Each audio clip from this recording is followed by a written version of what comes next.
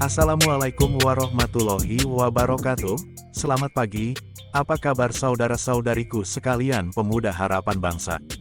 Terima kasih banyak telah berkenan kumpul di balai desa ini, dan sesuai kesepakatan kita akan ngobrol santai, masalah implementasi nilai-nilai kebangsaan yang bersumber dari NKRI. Kali ini teman-teman silakan bawa minuman dan makanan kecil masing-masing. Atur posisi duduk sesantai mungkin, sebelum kita mulai. Obrolan kita ini adalah bagian kecil dari nilai-nilai yang ada di 4 konsensus dasar bangsa. Jangan keliru bilang 4 pilar loh teman. Tolong selama obrolan kita berjalan, jangan pakai istilah 4 pilar ya. Setuju kan?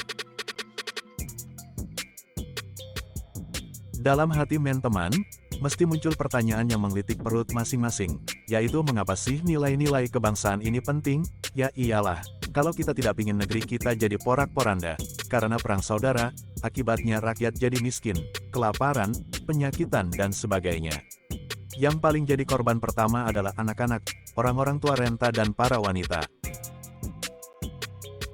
Mau kita seperti itu, besar kemungkinan mereka tidak memiliki nilai-nilai kebangsaan yang kuat, apalagi mempraktekannya dalam kehidupan sehari-hari.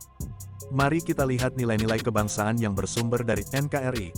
Tetapi, supaya obrolan kita ini gayeng, asyik, maka saya atur tata urutnya, sejarah duluan, kemudian unsur-unsur negara, dan yang terakhir nilai-nilai beserta implementasinya.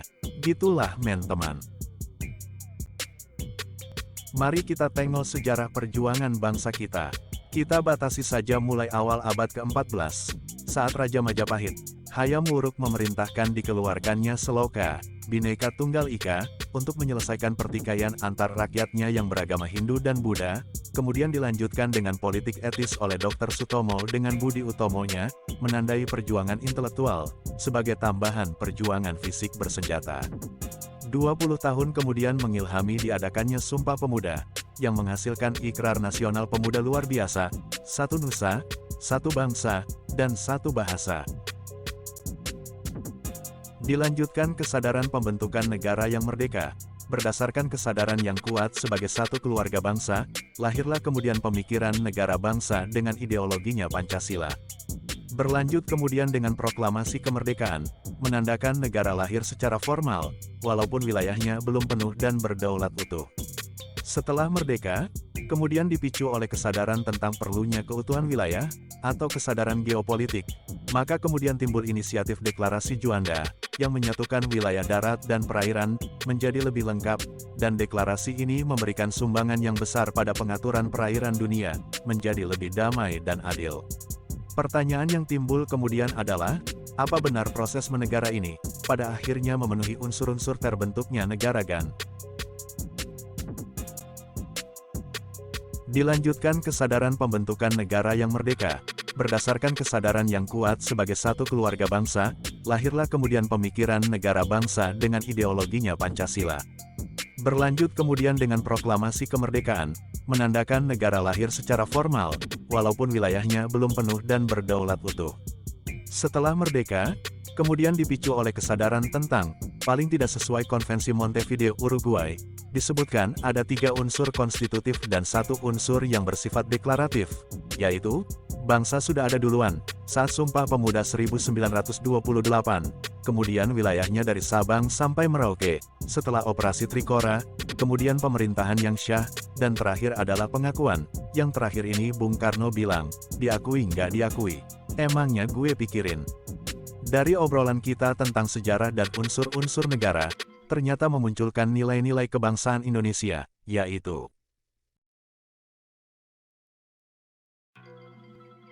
nilai kesatuan wilayah, kemudian persatuan bangsa, dan terakhir kemandirian.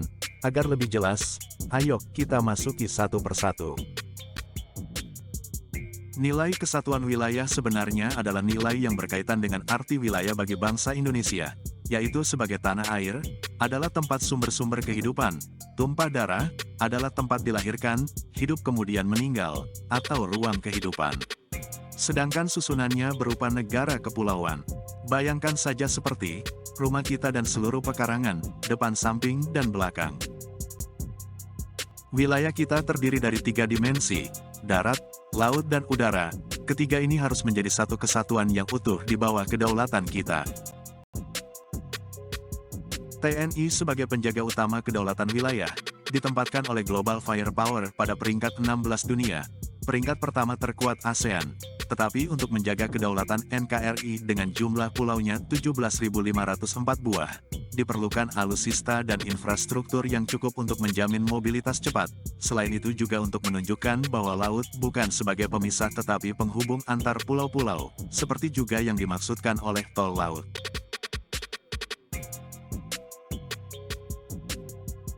Terus bagaimana GAN implementasinya? Maka prinsip implementasinya adalah memberikan pelayanan sebaik-baiknya kepada masyarakat, terutama daerah terluar perbatasan supaya mereka setia kepada NKRI, kemudian memperkuat komponen pertahanan penjaga kedaulatan dan menyediakan infrastruktur di daerah perbatasan untuk mempercepat mobilitasnya.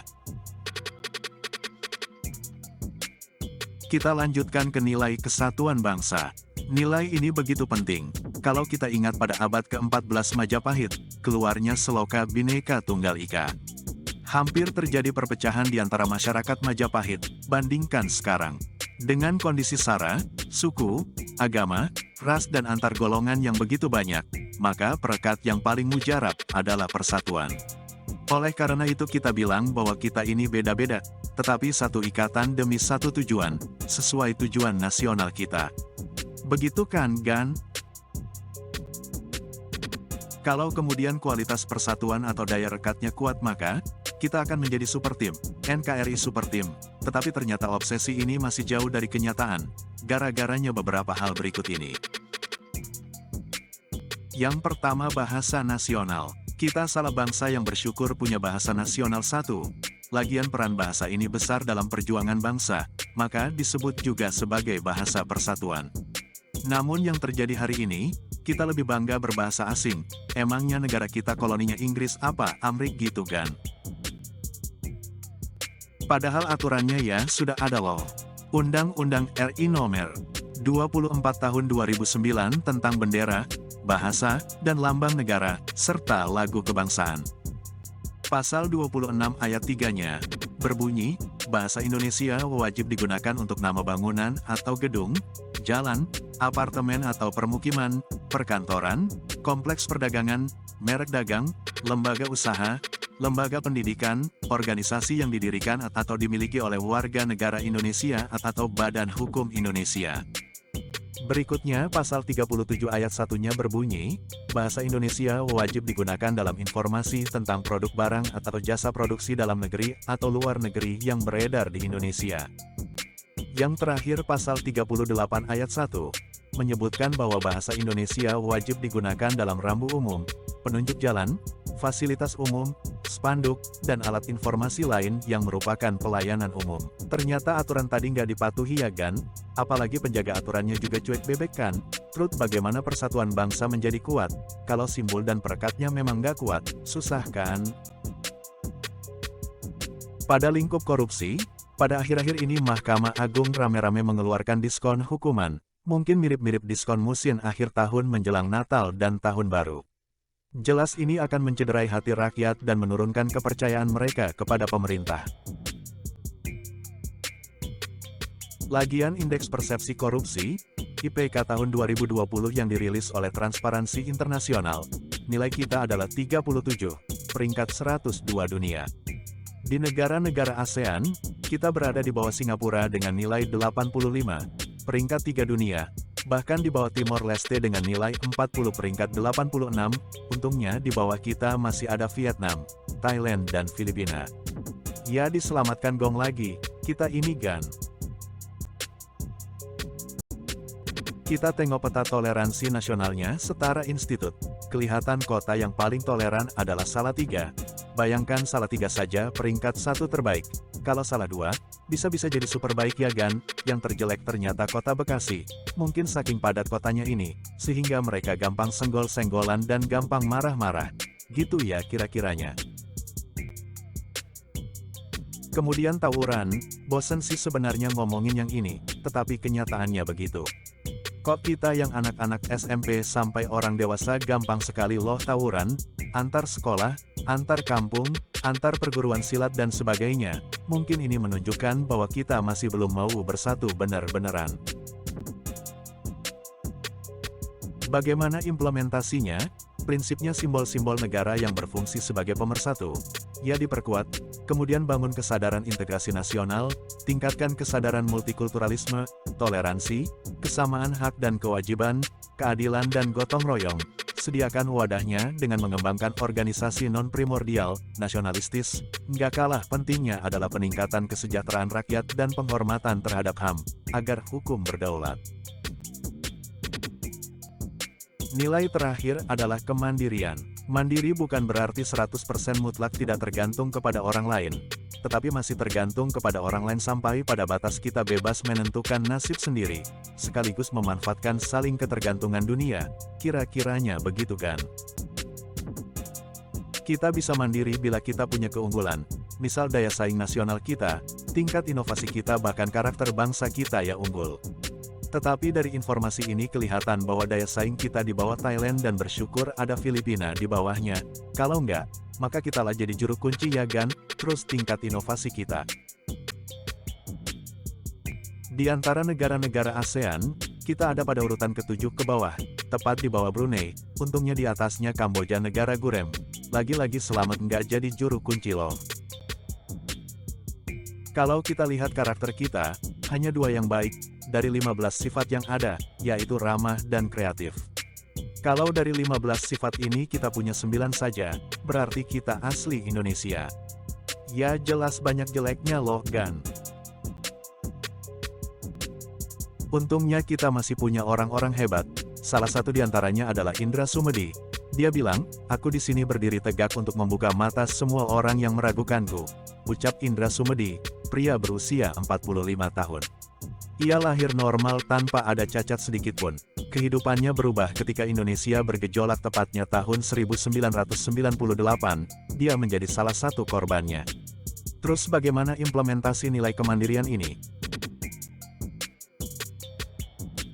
Dengan prinsip-prinsipnya, antara lain, meningkatkan daya saing bangsa, menjamin perluasan tenaga kerja sehingga menekan angka pengangguran, penguasaan iptek untuk menaikkan daya saing nasional, pengembangan produk lokal dan pasar lokal untuk meningkatkan keunggulan, kompetitif daerah, pengelolaan sumber daya alam yang ramah lingkungan, serta mengembangkan jiwa entrepreneurship.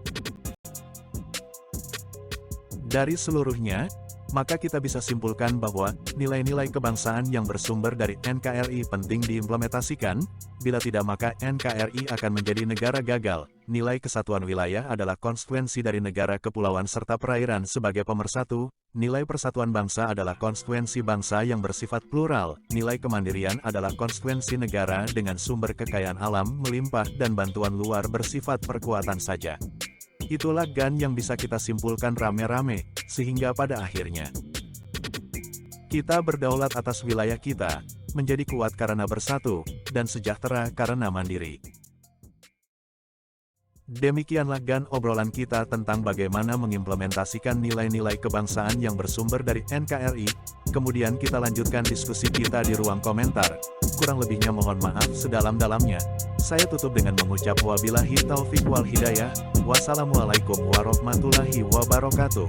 Selamat pagi dan terima kasih.